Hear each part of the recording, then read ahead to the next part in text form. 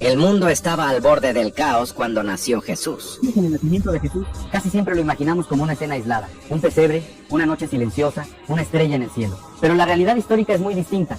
Mientras Jesús nacía en Belén, el mundo entero estaba atravesando uno de los periodos más intensos de su historia. Y hoy vamos a viajar al siglo I después de Cristo para entender algo clave. El nacimiento de Jesús no ocurrió en un vacío histórico. Ocurrió en medio de imperios colosales, guerras constantes, crisis espirituales, cambios políticos profundos y sociedades que buscaban desesperadamente sentido y estabilidad. Roma dominaba gran parte del planeta conocido. En Asia, grandes dinastías consolidaban su poder. En África, florecían reinos que controlaban rutas comerciales vitales. En Europa, pueblos enteros se preparaban para conflictos decisivos. Y en medio de todo ese ruido histórico, en una pequeña aldea casi insignificante, nacía alguien que no parecía importante, pero que terminaría transformándolo todo. Hoy no solo hablaremos de Jesús, hablaremos del mundo que existía cuando Él llegó, porque entender ese contexto nos permite comprender por qué su mensaje fue tan revolucionario entonces y por qué sigue siéndolo hoy. Cuando Jesús nació, el mundo occidental estaba prácticamente bajo un solo dominio, el Imperio Romano. Ninguna otra civilización anterior había logrado controlar un territorio tan vasto, diverso y complejo. Desde las frías tierras de Britania hasta los desiertos del norte de África, desde Hispania hasta Asia Menor, Roma imponía su autoridad con una mezcla de fuerza militar, leyes estrictas y una poderosa propaganda política. En ese tiempo gobernaba César Augusto, considerado el primer emperador de Roma. Para muchos historiadores, Augusto fue el arquitecto del orden imperial. Bajo su mandato comenzó lo que se conocería como la Pax Romana, un periodo de relativa estabilidad que duraría varias décadas. Sin embargo, esta paz no significaba justicia ni libertad. Era una paz sostenida por legiones armadas, impuestos abusivos y castigos ejemplares para cualquiera que se atreviera a desafiar el sistema. Roma había perfeccionado el arte del control. Construyó una red de caminos que conectaban continentes, permitiendo el rápido movimiento de ejércitos, mercancías e información. Estableció censos, registros civiles y sistemas tributarios que llegaban incluso a las regiones más pequeñas. De hecho, uno de esos censos obligó a José y a María a viajar a Belén, provocando que el nacimiento de Jesús ocurriera exactamente en el lugar anunciado siglos antes por los profetas. El emperador no era visto solo como un gobernante político. En muchas provincias era considerado una figura divina. Se levantaban templos en su honor, se ofrecían sacrificios y se le llamaba Hijo de los Dioses, Señor y Salvador del mundo. Negarse a reconocer su autoridad, incluso de manera simbólica, podía costar la vida. Pero detrás de la grandeza romana había una realidad cruel. Millones de personas vivían en esclavitud. La desigualdad social era extrema. Los pobres no tenían voz y la justicia dependía del estatus. La crucifixión, el método de ejecución más temido, era usada como advertencia pública, lenta, dolorosa y humillante. Y es aquí donde la historia adquiere un contraste inquietante. Mientras Roma proclamaba que Augusto había traído la paz al mundo, en una provincia marginal del imperio, nacía un niño que no tendría ejército, ni palacio, ni poder político. Sin embargo, su mensaje desafiaría la idea misma de autoridad, reino y salvación. Roma creía gobernar el mundo, pero sin saberlo, había comenzado el principio de un cambio que ningún imperio podría detener. Mientras el Imperio Romano extendía su poder por el mundo, Judea vivía una realidad muy distinta.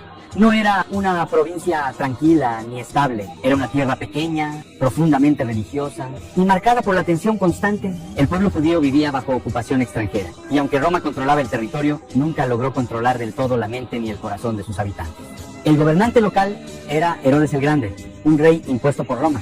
Aunque era hábil políticamente y conocido por sus grandes proyectos arquitectónicos como la ampliación del Templo de Jerusalén, era odiado por su propio pueblo. Herodes vivía obsesionado con el poder. Mandó a ejecutar a miembros de su propia familia por miedo a conspiraciones y gobernaba mediante el terror. La noticia del nacimiento de un rey de los judíos no despertó esperanza en él, sino pánico. Para el pueblo judío, la opresión romana no era solo política, era espiritual.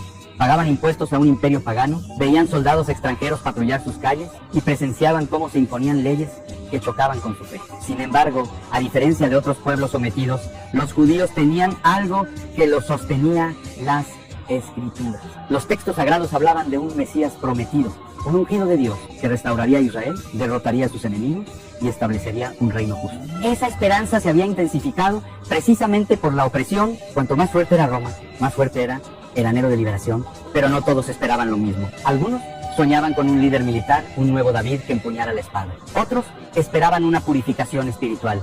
Había grupos radicales dispuestos a morir luchando contra Roma y otros que preferían colaborar para sobrevivir. Fariseos, saduceos, celotes y esenios interpretaban la fe de maneras muy distintas, pero compartían una certeza: algo tenía que cambiar. En medio de ese clima de miedo, expectativa y división, Jesús nació lejos del centro del poder. No nació en Jerusalén, la ciudad santa, no nació en un palacio ni en una familia influyente. Nació en Belén, una aldea insignificante, en condiciones humildes. Esto no fue un detalle menor, fue una declaración silenciosa. El Mesías llegó, pero no como el pueblo. Volvamos al mundo de hace 2000 años. El siglo I no fue una época tranquila. Aunque algunos historiadores hablan de estabilidad, la realidad cotidiana era una constante sensación de incertidumbre. La mayoría de las personas vivía sin saber si habría comida suficiente al día siguiente, si una guerra estallaría cerca de su ciudad o si una decisión política cambiaría sus vidas de un momento a otro.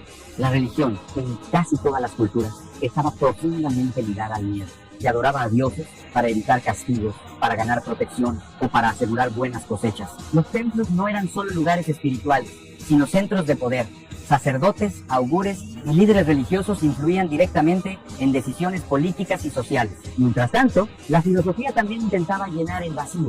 En el mundo grecorromano, escuelas como el estoicismo y el epicureísmo buscaban explicar el sentido de la vida, el dolor y la muerte.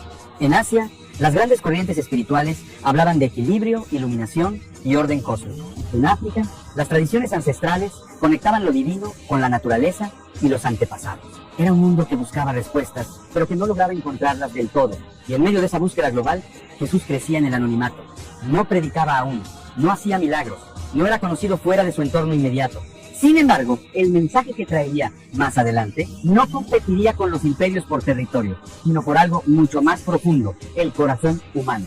Mientras los poderosos creían controlar el rumbo del mundo, algo completamente distinto se estaba gestando. No con ejércitos, no con leyes, sino con palabras que hablarían de amor, perdón y un reino que no se podía conquistar con violencia. Mientras en Judea nacía Jesús bajo el dominio romano, al otro extremo del mundo conocido, China vivía uno de sus periodos más organizados y poderosos. El territorio estaba gobernado por la dinastía Han, una de las más influyentes de toda la historia china. Su sistema político, administrativo y cultural marcaría a China durante siglos.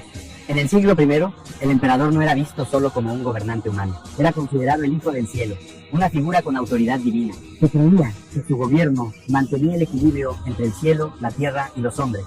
Si el imperio prosperaba, significaba que el emperador tenía el favor del cielo. Si había hambrunas, terremotos o rebeliones, se interpretaba como una señal de que había perdido ese favor. La sociedad china estaba profundamente estructurada. La obediencia, el deber y la jerarquía eran valores fundamentales. El confucianismo guiaba la conducta moral, promoviendo el respeto a la autoridad, la familia y el orden social. La estabilidad era el ideal supremo. El caos era visto como el mayor enemigo. Al mismo tiempo, otras corrientes filosóficas como el taoísmo enseñaban la importancia de vivir en armonía con el flujo natural de la vida, mientras que el legalismo reforzaba leyes estrictas y castigos severos para mantener el control. Era un sistema que buscaba perfección externa, orden político, equilibrio social y obediencia total. Tecnológicamente, China estaba muy adelantada. Se desarrollaban métodos agrícolas eficientes, se perfeccionaba la metalurgia y existía una burocracia organizada con funcionarios preparados. Todo funcionaba como una gran maquinaria imperial. Sin embargo, a pesar de su sofisticación, la espiritualidad china se centraba en el equilibrio, no en la redención, que buscaba mantener el orden del mundo, no transformar el corazón humano. El sufrimiento era algo que debía aceptarse o armonizarse, no necesariamente vencerse. Y aquí surge un contraste profundo. Mientras en China el emperador era visto como el mediador entre el cielo y la tierra, en Judea nacía alguien que no reclamaría ningún título político, pero que hablaría de Dios como Padre cercano y accesible. No exigiría obediencia por miedo, sino información por amor. Dos mundos separados por miles de kilómetros, ambos buscando orden y estabilidad, pero solo uno estaba a punto de escuchar un mensaje que no hablaba de equilibrio cósmico, sino de esperanza, gracia y un reino que no dependía del poder humano. Mientras Jesús crecía en una región pequeña del Imperio Romano, la India vivía uno de los periodos espirituales más intensos de su historia. A diferencia de Roma, donde el poder político dominaba la vida cotidiana, en la India la religión y la espiritualidad lo impregnaban todo, desde la organización social hasta el sentido mismo de la existencia. El hinduismo era la base cultural dominante. Enseñaba que la vida estaba marcada por el samsara, un ciclo interminable de nacimiento, muerte y reencarnación. El objetivo último era liberarse de ese ciclo mediante el moksha, una liberación espiritual que solo podía alcanzarse tras muchas vidas. El karma, la ley de causa y efecto, determinaba el destino de cada persona. Este sistema espiritual estaba profundamente ligado al sistema de castas. Desde el nacimiento, cada individuo ocupaba un lugar fijo en la sociedad. Algunos nacían con privilegios, otros con cargas imposibles de romper. La pobreza, el sufrimiento y la desigualdad eran explicados como consecuencias de acciones pasadas. No se trataba de cambiar el mundo, sino de aceptarlo. Paralelamente, el budismo seguía expandiéndose. Fundado siglos antes, enseñaba que el sufrimiento era parte inevitable de la vida y que la liberación llegaba a través del desapego, la meditación y la iluminación interior. No había un Dios personal, sino un camino de disciplina y comprensión para extinguir el deseo y el dolor. En ambos casos, la espiritualidad apuntaba hacia el interior, hacia el esfuerzo personal. La salvación era un proceso largo, individual y exigente. No había garantía, no había gracia. Había disciplina, renuncia y repetición. Y mientras millones de personas en la India buscaban romper el ciclo del sufrimiento por sus propios méritos, en Judea nacía alguien que hablaría de una salvación ofrecida, no conquistada. Jesús no enseñaría que el ser humano debía escapar del mundo, sino que Dios entraría en él. No hablaría de castas espirituales, sino de dignidad para todos, incluidos los pobres, los enfermos y los excluidos. Este contraste es poderoso. Mientras en la India la liberación requería innumerables vidas, el mensaje cristiano afirmaría que una sola vida entregada podía cambiarlo. Mientras unos buscaban apagarse para dejar de sufrir, otros explicarían que el amor era más fuerte que el dolor. El mundo buscaba respuestas desde caminos muy distintos, y sin saberlo, estaba a punto de enfrentarse a un mensaje que no ofrecía evasión, sino redención. Cuando se habla del mundo antiguo, África suele quedar relegada al silencio. Sin embargo, en el siglo I, el continente africano albergaba reinos organizados, prósperos y profundamente espirituales. Mientras Jesús nacía en Judea, África no era una tierra pasiva, sino un eje clave del comercio, la cultura y la religión. Uno de los reinos más importantes era Kush, ubicado al sur de Egipto, en la región de Nubia. Kush había sido una potencia durante siglos. Controlaba rutas comerciales estratégicas, poseía riquezas minerales y mantenía relaciones diplomáticas con Egipto y Roma. Tenía su propia escritura, arquitectura y una identidad cultural bien definida. Más al este, comenzaba a consolidarse el reino de Aksum en lo que hoy es Etiopía. Aksum se encontraba en una posición geográfica privilegiada, conectando África con Arabia, India y el Mediterráneo. Esto lo convirtió en un centro comercial vital. Oro, marfil y especias circulaban por sus puertos, llevando consigo ideas, creencias y tradiciones. La espiritualidad africana estaba profundamente ligada a la naturaleza y a los antepasados. Se creía que lo divino se manifestaba en los ríos, las montañas, los ciclos del clima y la vida comunitaria. La religión no estaba separada de la vida cotidiana, era parte del tejido social. Los reyes no gobernaban solo por fuerza, sino por legitimidad espiritual. Sin embargo, también había tensión. La influencia romana llegaba al norte de África. Egipto, bajo dominio romano, era un granero del imperio. Las decisiones tomadas en Roma afectaban directamente la vida de millones de africanos. Impuestos, reclutamientos y control comercial eran parte de la realidad. Y en medio de este continente lleno de vida y diversidad, el mensaje que nacería en Judea encontraría un terreno fértil décadas después. No por imposición militar, sino por resonancia espiritual. África sería uno de los primeros lugares donde el cristianismo echaría raíces profundas. La historia lo confirmaría. Comunidades cristianas surgirían temprano en Egipto, Etiopía y Nubia. El mensaje de un Dios cercano, que no estaba limitado a templos ni imperios, conectó con una espiritualidad que ya entendía lo sagrado como parte de la vida diaria. Mientras el mundo miraba a Roma, África ya estaba escuchando algo más, algo que hablaba de dignidad, comunidad y esperanza.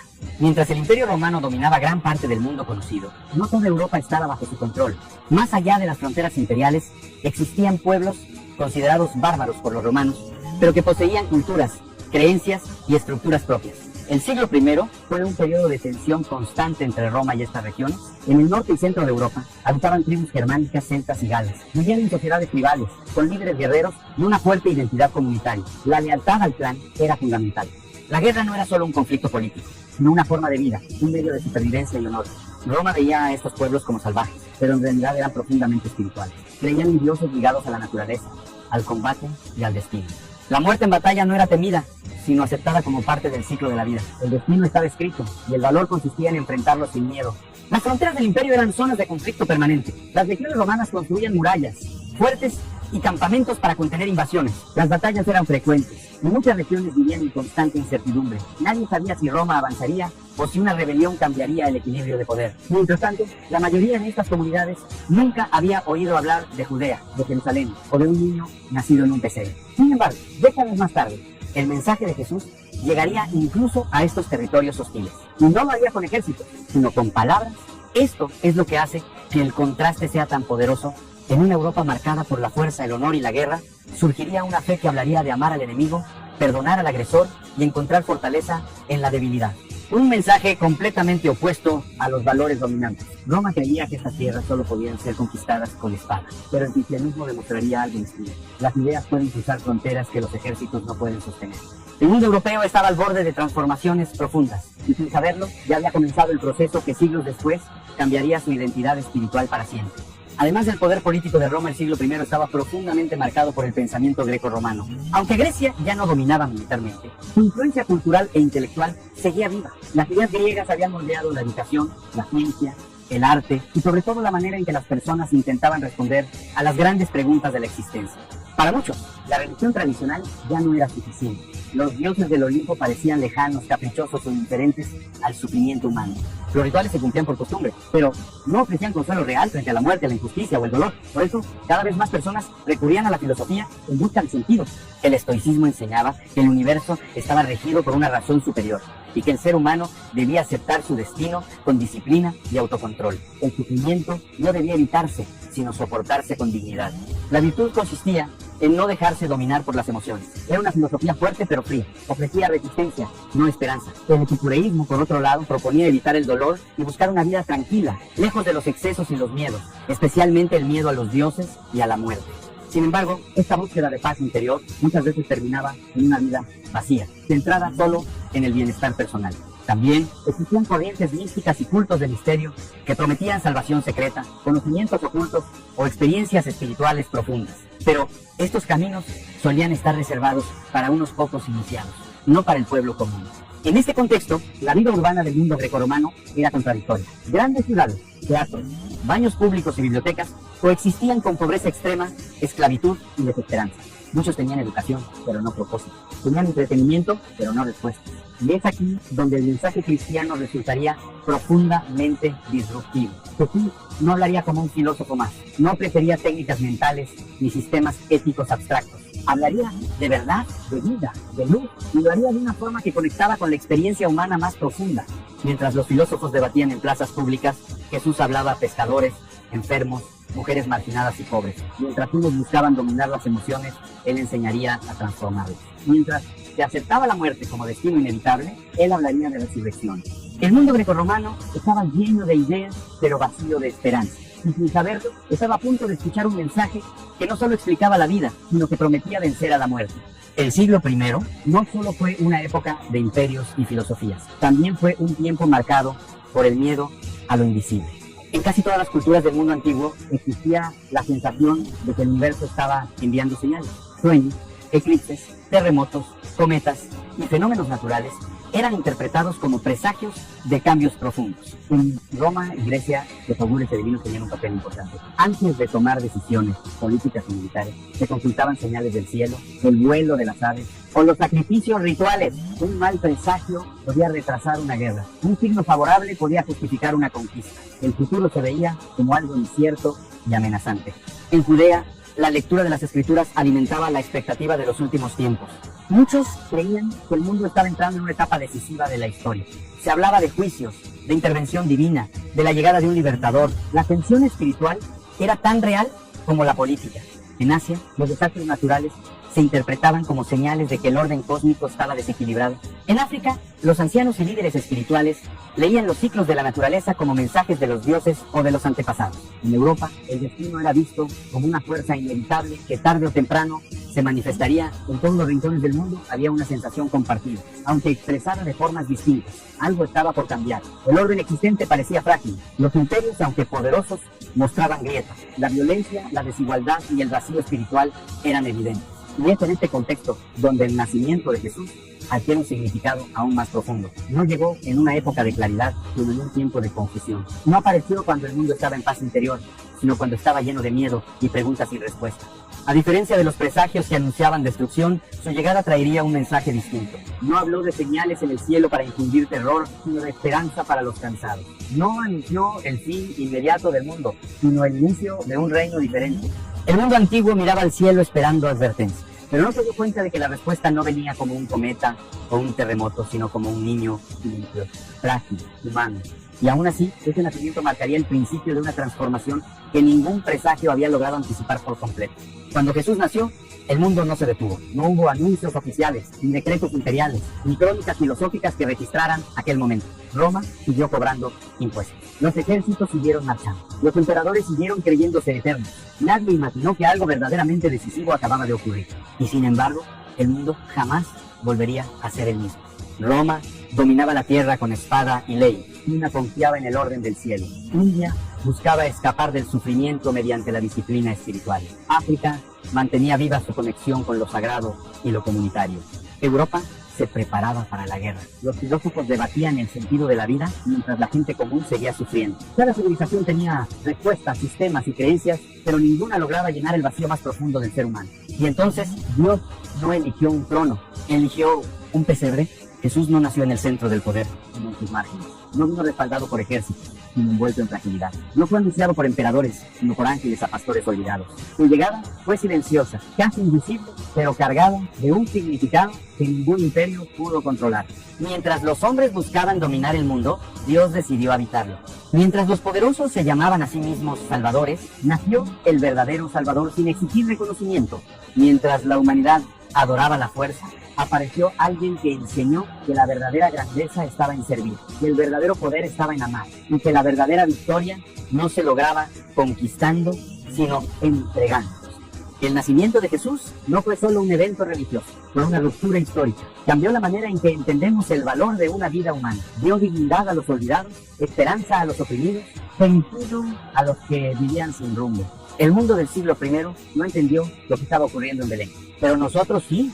Sabemos que aquel mundo se detenía. Se hablaría palabras que aún incomodan. Se desafiaría a sistemas enteros sin levantar una espada. Y que su mensaje atravesaría imperios, siglos y culturas, llegando incluso hasta nosotros. Y la pregunta final no es histórica, es personal. Si Jesús pudo cambiar el rumbo del mundo desde la absoluta humildad, ¿qué puede cambiar hoy en un mundo tan convulsionado como aquel si su mensaje vuelve a ser escuchado? Porque el mundo no cambió cuando se levantó un imperio, cambió cuando nació una esperanza, y esa esperanza, 2000 años después, sigue viva.